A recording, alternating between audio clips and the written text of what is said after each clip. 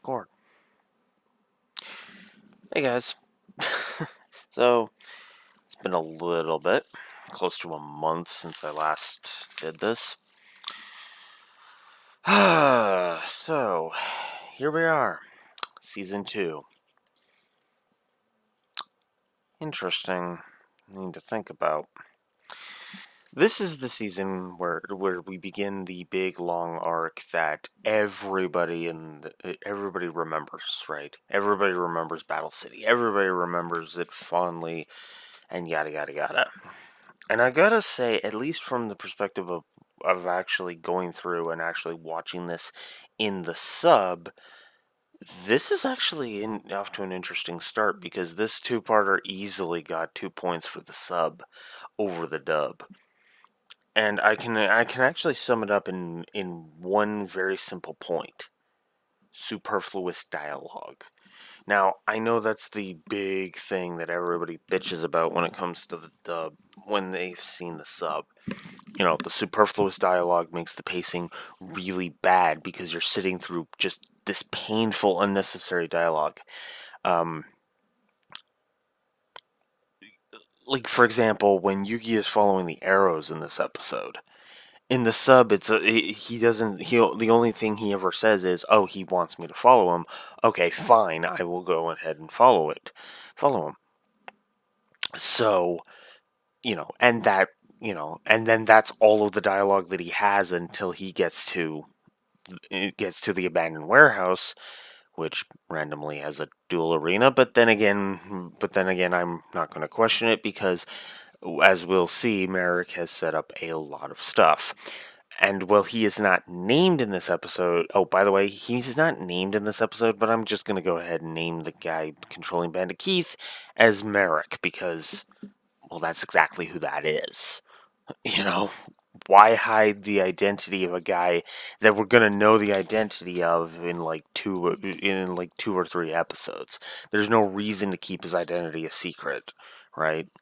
Actually, it's more like 6, 7 episodes technically, because we have some standalone episodes to get through, including one that I consider to be complete filler, but let's not get into that. Even though it has one of an admittedly hilarious moment that leads to one of the best gags in Yu-Gi-Oh! Abridged. But again, that's something to get into in 2 weeks from your perspective, and hopefully not that long from my perspective, because, yeah, that's not in this two-parter. So, yeah, I gotta be honest, I was surprised how much I ended up enjoying the sub version of this a lot more. And again, like I said, it's because of the superfluous dialogue. Just, yeah. So, there's a couple of final things that we see in this episode. And a first that, if to my knowledge, is also going to be the last. We see this is the last time we have 2,000 life point duels. In other words, this is the last standard uh, the last the season 1 duel, basically, is what you can consider this. And it is also the last time, excuse me. This is also the last time that we will ever see Bandit Keith. Ever. Yeah. And to my knowledge, this is also the last time we will ever see the Living Arrow card. So, yeah. I mean, granted that that's not really all that surprising. Oh, and also by memory, this is the last time Gaia the Dragon Champion shows up. Now, I could be wrong, so don't quote me on that. But by memory, yeah, this is the last time Yugi ever uses Gaia the Dragon Champion. Then again, I also don't remember capsule monsters all that much, so who knows. But, oh, and for the record, I am not covering capsule monsters for this. I have no intention to. because despite them actually turning them into episodes and airing them as such, I'm pretty sure that was for kids only that did that, and so there's no sub version of those except for the movies. If the movies even got sub versions, and I frankly do not care. In fact, it's still up in the air whether or not I'm going to bother with Pyramid of Light. 8 for that matter. Of course, I can always just track down some fan subs of that, but let's not get into that. Anyways. So, is there anything else I want to talk about before we get into the episode proper?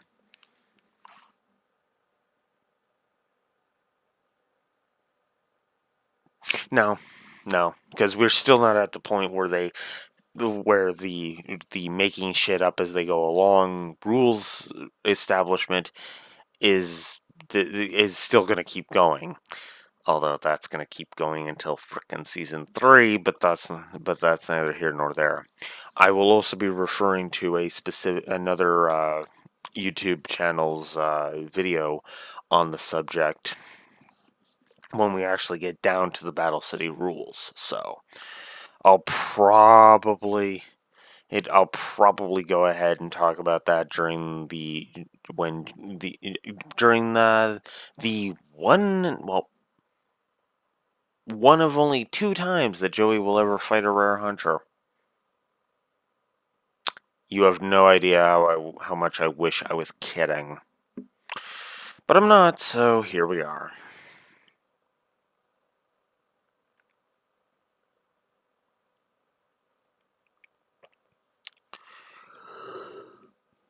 Ooh, excuse me, I'm a little on the tired side today.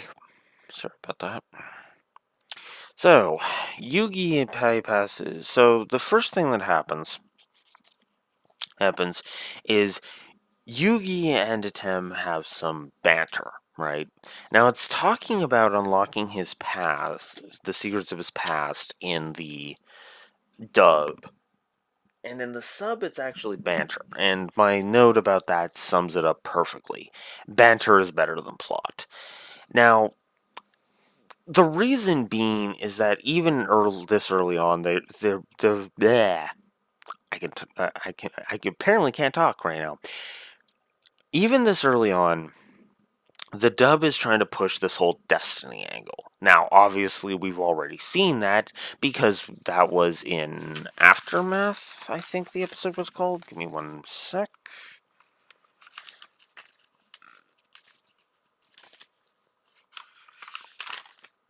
Let's see.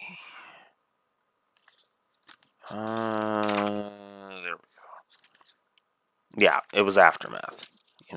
In the episode Aftermath, which was the shoddy episode, in the shoddy episode, we actually did have the dub kind of pull the whole the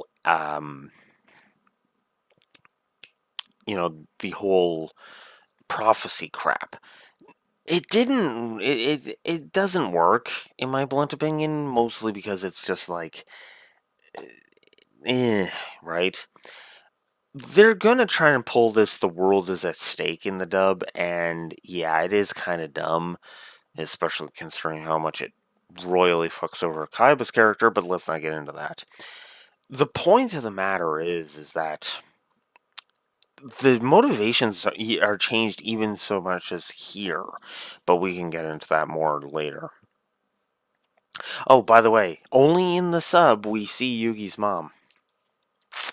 Yeah, that random woman that shows up is apparently Yugi's mom. I don't even know why she was included at all. Oh, if I'm honest. Because the funny thing is of all the things that the dub changes and kind of ruins by leaving out, Yugi's mom is not on that list. Like, at all. So I honestly don't know why they bothered. So moving on. Is there anything else?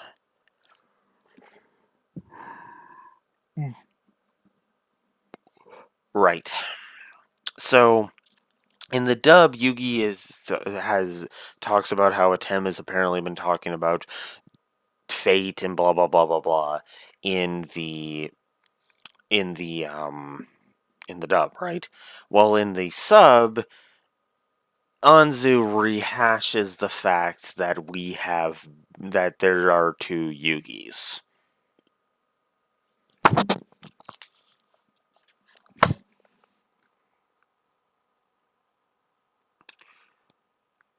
I hope this is the last fucking time that plot point is ever brought up. It is which is funny because the two Yugis thing is literally the crux of this episode too. There are two Yugis, and that's the whole point because Merrick is trying to draw out a Tem to identify him in the sub. Anyways, let's just move on, shall we? Anyways, so then the puzzle is stolen. The theft is a little better in the sub, but it's still like, because it's like, no, you can't hold on to that, and then it's like, pretty please, and it's like, yeah, okay. Now, admittedly, the reasoning used in the sub, it makes a lot more sense, because the reasoning in the dub is just all I needed to more clearly tell your future, and then in the sub, it's more, I might be able to identify it, right? So, excuse me. So Yami Bakura. So then the puzzle is stolen. Anzu tries to go get help. She runs into Bakura, and when Bakura hears about the Millennium Puzzle being stolen, Yami Bakura is pissed. Granted, he's more like, okay, I'm gonna go deal with this. It's more determination in the dub. In the sub, it's just straight up like, what the fuck is that idiot doing, right? How could he let it be stolen, right? My dub note about this says it all. Yami Bakura's ambition is useful because Yami Bakura naturally won't let anybody possess the Millennium Puzzle but him. This is also the last of what I like to call the trilogy of the trilogy, the plot that got split into three. This is the third of that trilogy because as I hope I mentioned last time in Dungeon Dice Monsters, there's three separate plot lines were combined, were basically split up into three separate multi-parters. Actually, now that I'm thinking about it, because there was the hatred for Grandpa, which was the Rebecca two-parter. Let's not go down that rabbit hole again. Especially considering I've already been angry today. Let's not get into that any further. The second, of course, is the whole Dungeon Dice Monsters thing in and of itself. And the third is, of course, the Millennium Puzzle being stolen and Yugi having to not be able to fight with a Tem at his side. So yeah, Yami Bakura was also in Dungeon Dice Monsters. Funny enough, in the manga. Yeah. And that's actually where he starts expositing. Because what's funny is he exposits about the nature of the Millennium items in our monologue in the anime. Wait, what? You know, I don't know. Anyways, so Yugi is more confident in the sub that he can fight uh without Atem's help, which is funny because in if I was just going by strictly the the sub, I'd have like 15 notes for this, which is well roughly about a half a page. Funny enough. Meanwhile, my dub notes are literally 2/3 of a page of that. As it sits, my frickin' my frickin' sub notes are a third of a page, so there's that. So that's where Merrick reveals that he wants info, not victory right now. Yugi is more confident. So then Ben and Keith, so then they begin. By the way, Keith is the mind control slave, blah, blah, blah. Uh, there's like literally nothing to say with that. It's just Keith survived, yay. And he will amount to exactly two things, Jack and shit, from this point forward. This is his last appearance, Ben and Keith's last appearances in the entire show. No trying to get payback on Joey. No, no complaining that he got gypped from dealing with Pegasus. Nothing.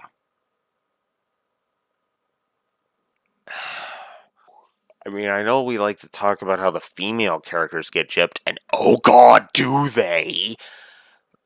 But wow, man, Keith got the short end of the staff hard too, didn't he? Jesus. So then he plays Cyberjar. Good old CJ. Yeah, I'll probably be spending more time explaining cards than the rest of this video is probably going to be more me explaining cards rather than me talking about plot points. So strap in. So Cyberjar is actually explained in the sub. So basically, it's a flip effect monster. I talked about those all the way back in Evil Spirit of the Ring, which is a video that at this point I think I do need to actually go ahead and re-record. I might do that right after this one. We'll see. But anyways, because I don't need to rewatch the episode. I know that episode fresh in my mind and I have my notes. That's the whole point. So I may just rewatch it for posterior sake, just to kind of do what I was going to do with Ruby, but I'm not going to now because Rooster Teeth can't be bothered to warn their people when because a certain one of their shows changed hands. Hence, copy wrong is now being allowed to be used even harder than when they were doing it. Sorry, at the time of this recording, the whole Warner, I think it's Warner, yeah, it's Warner Brothers, who now owns the rights to a series called Genlock, are now going banhammer crazy on reactions that were fine originally. Yeah. Yeah. Anyways, but that's off topic. Anyways, so Cyberjar, right? So it's a flip effect monster that I will. But regardless, what it is it flips up, it destroys everything on all monsters on the field. Then both players reveal the top 5 cards of their hand and special summon in either face up attack or face down defense any level 4 or below monsters among them. Which, by the way, is never properly explained in the dub, if I'm remembering correctly. Although the matter is there's only, I think, 2 more appearances of Cyberjar in the entire series. One actually in a few episodes now, and then the next one won't be until near the end of the Virtual World arc. Yeah. Yeah. Anyways, so Cyberjar is properly explained. This is where we find out that Ben and Keith is under mind control. I don't know if I want to talk about the mind. Do I want to talk about the mind control here, or do I want to talk about it later? Because the only other place I would have to go ahead and talk about it would be during mind control, and I've probably got a lot more crap to talk about with mind control than this one. So, you know what? Let's just talk about it here. I've never been a fan of mind control plots. I've never been a big fan of them. Don't get me wrong, I'm okay with it, but I don't know. The mind control thing has always been a kind of a sticking point for me because I think it's just because I'm so sick of it, right? Because you know the type. We will break this brainwashing. sometimes an episode of, and usually it's only for like an episode or a season or an arc or something, and usually it's just, I will break through to you. I succeeded in breaking through to you. And then like this very season is going to pull that exact thing, which is funny because the mind control is literally only appears in this season. Oh, don't get me wrong, we'll see brain washing in season 4, but that's not exactly the same as direct mind control. But considering what character gets fucked over because of it, because of the brainwashing, it might as well just be grade A mind control, and I can feel myself getting angry, so I better shut the fuck up about waking the dragons for now. Anyways,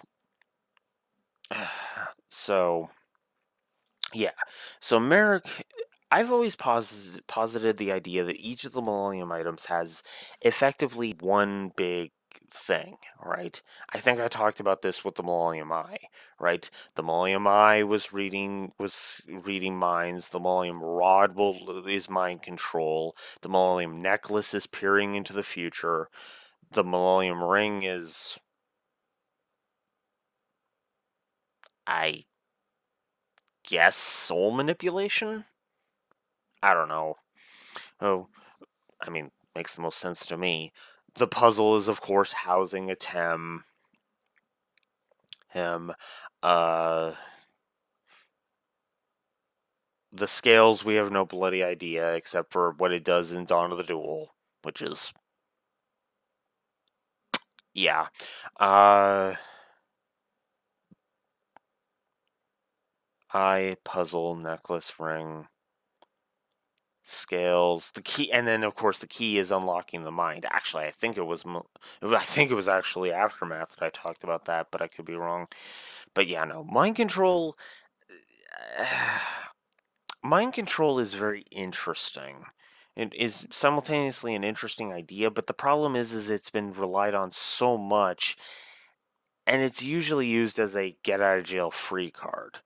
Which is funny because I can actually name an example where somebody was brainwashed, and everybody basically, in narrative, everybody treated it like it was a get out of jail free card, except for one person, the person who had been brainwashed, because they looked at that and went, that was a bit all based on my own ambitions, so no, I can't accept that. That, of course, would be Alan Richard from the Trail series. So, yeah.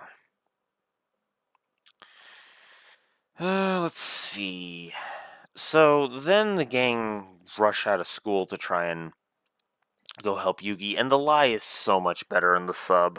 In the dub, they play on the coach's heartstrings with a sick cat lie, except, and then in the sub they just say that Yugi is sick. What was the dub thinking on that one? Seriously. The lie is so much better in the sub, it's ridiculous. So anyways, so there's 3 more cards we gotta talk about. Graceful Charity, for starters. So Graceful Charity, I did not talk about it before. Actually, did it come up? I'm not actually sure, so if I've talked about Graceful Charity already, I apologize. Graceful Charity is one of those powerful draw cards where you draw 3 and then you discard 2. And the more I'm saying now, I feel like I've said this because I think I mentioned the Dark World archetype and how they were running rampant because of cards because of Graceful Charity.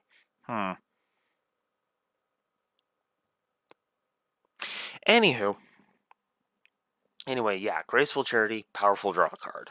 Which is funny because that means Graceful Charity actually got its debut before Pot of Greed did. Wrap your head around that shit.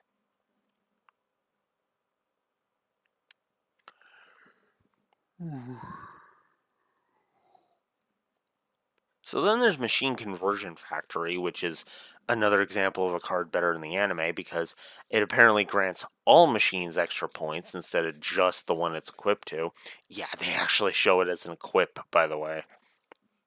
Hey, in this one. And then we have Zera the Mant. So Zera the Mant, a powerful fiend monster. And apparently there's only 3 copies of Zera the Mant in all of the anime.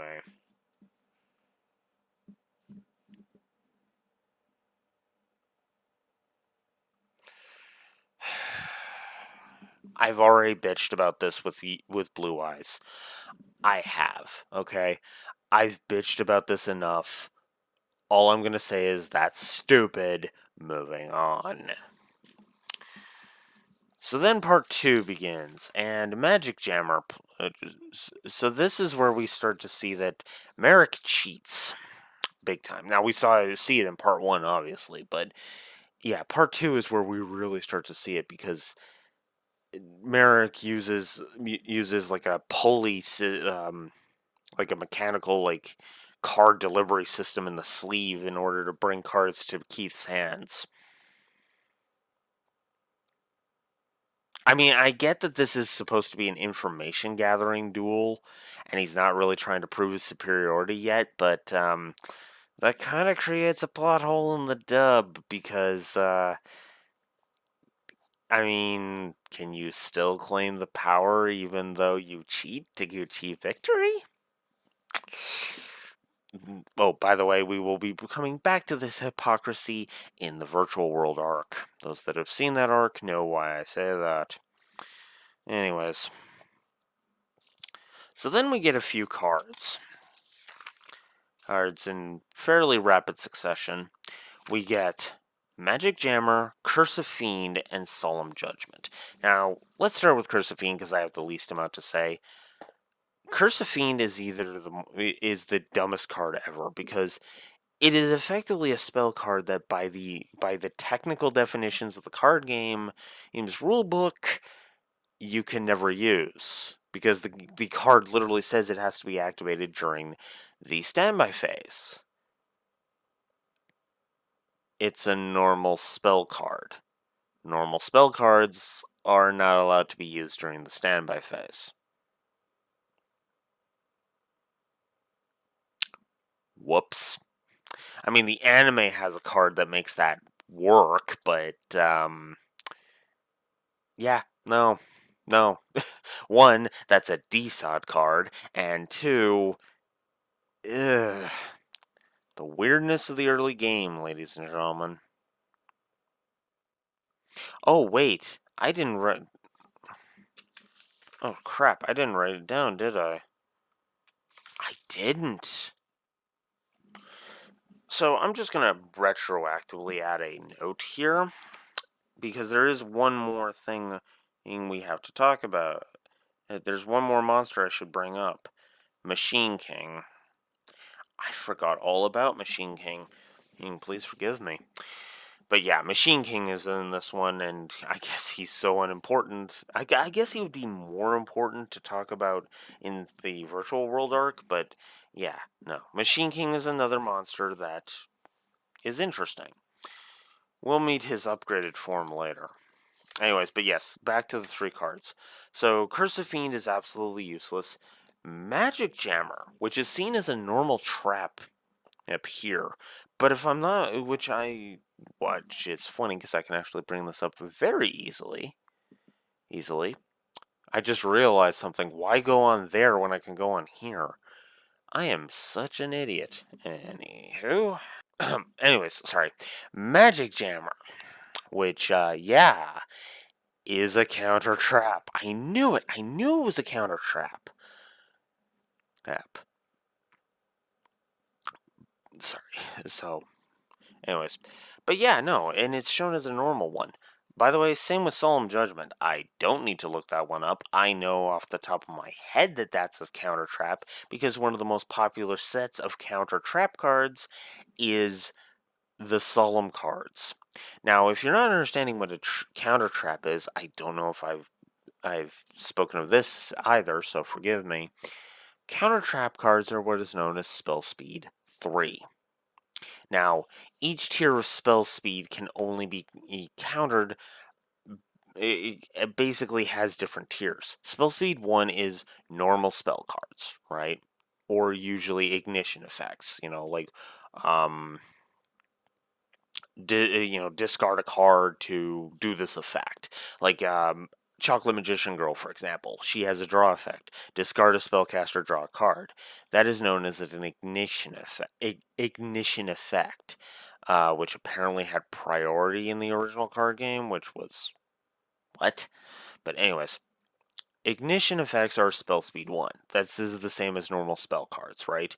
You activate the effect, and it basically you have to go from it's basically the first. It has to be you can't do it in response to things, right? It always has to be the first in a chain. Then you have spell speed 2, which is your normal trap cards or your quick play spell cards. These can be activated in response to something, right? Which is funny because we'll actually get to it when we actually discuss those Battle City rules. We'll actually talk about where the hell a certain meme comes from it, where a certain meme in the card game comes from. Ugh. And no, I am not talking about everybody questioning what Pot of Greed does. No, no, no, no. I'm talking about the other spell card meme that came from Battle City. Came because of Battle City, I should say. But yeah, no. But anyways, back to my counter trap point. So yeah, spell speed 2 is your traps, your quick play spell cards, and any card that says it's a quick effect. Some cards, the way the effect actually is worded, really you don't really need to see it as a quick effect, but official rules and blah blah blah. So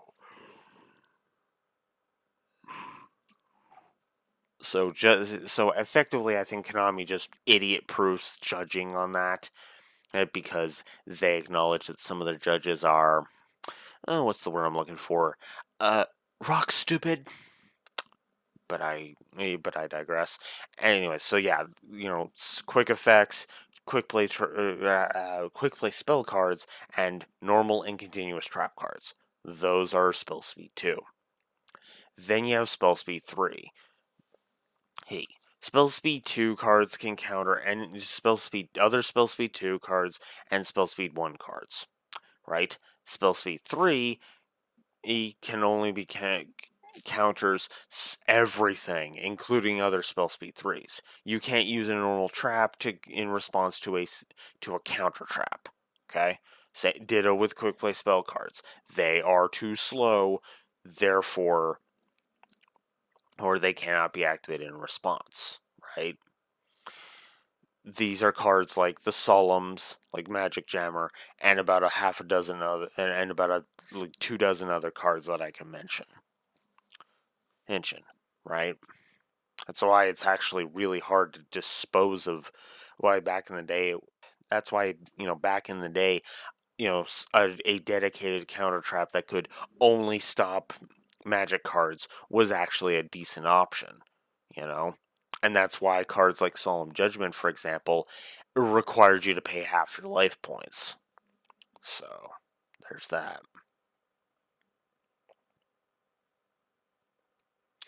Was there anything else I needed to talk about duel wise? Nope, I think we're good. So let's go ahead and talk about. So then Yami Bakura comes in, frees Heath, and then puts a piece of his soul a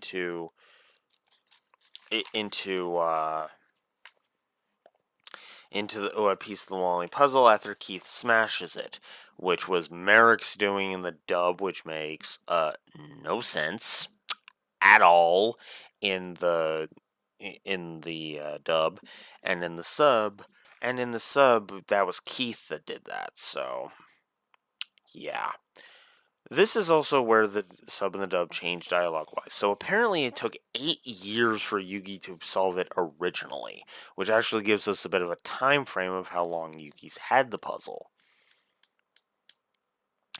8 years. Now he claims that Atem helped him guide him, which I mean I just have to laugh because D-Sod. Anyways, I shouldn't get too far ahead of myself though. Let's see. So then Keith goes ballistic, causes the fire. Oh, wait, one more thing. As I said, Yamabukuro talks about the Millennium items, and in the sub talks about how an ancient pharaoh is actually contained within the Millennium Puzzle, the memories of an ancient pharaoh from 3,000 years ago. Which, yeah, there's the 3,000 to 5,000 discrepancy again. Like I've already said it back all the way back in episode 1. I think I mentioned it in episode 1. I could just double check. Yeah, the discrepancy keeps happening.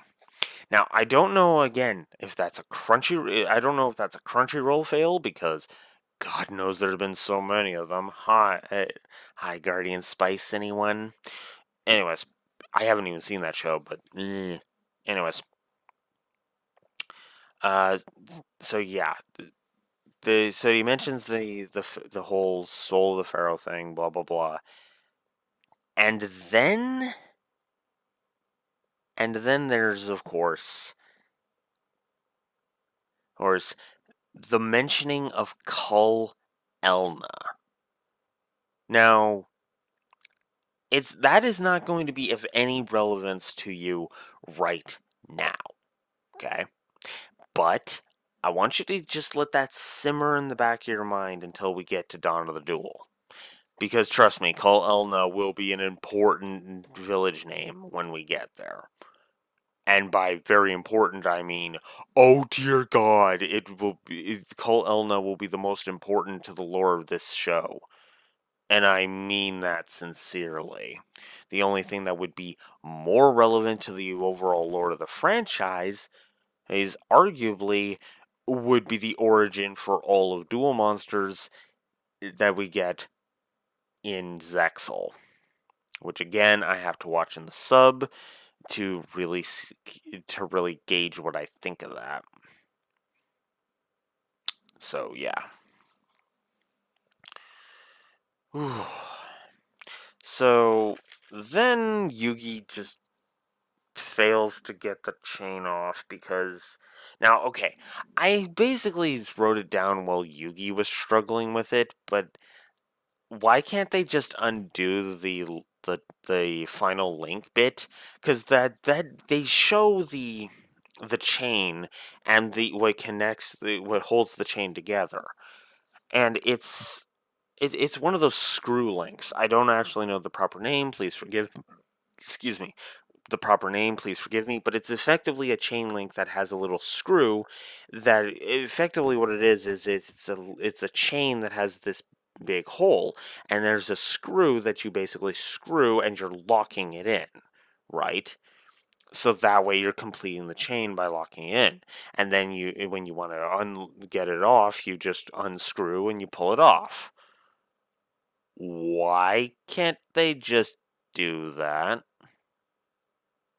Why do they have to do the pry thing? I mean, okay, by the time they do the pry thing, sure, but I mean, unscrewing that screw takes like 20 seconds as opposed to like the minute and a half they spend trying to pry Yugi away from it. It's just like, oh my god, dude. And Yugi does not have that big giant wedge thing in past this, so what? Anyways, but yeah, so Joey and Tristan go to save Yugi. They get in the sub. Atem gives Jinochi the prying it out idea, which is the only thing I don't like because I like the idea of Joey being smart enough to figure that out on his own. But that's just me. It's a minor quibble. No reason to get mad at it. And then that's the end of the episode. As Anzu basically, Yugi is Taya is like worried that people are now after him, after Yugi, and they're in more danger than ever, and blah blah blah. And in the sub, Taya wonders that if Atem is a different person. Now, obviously, I've been spoiling that he's been different the entire time, and the episode has flat out said that he is, pretty much, or at least has heavily implied that he is. And why would that be an issue anyway?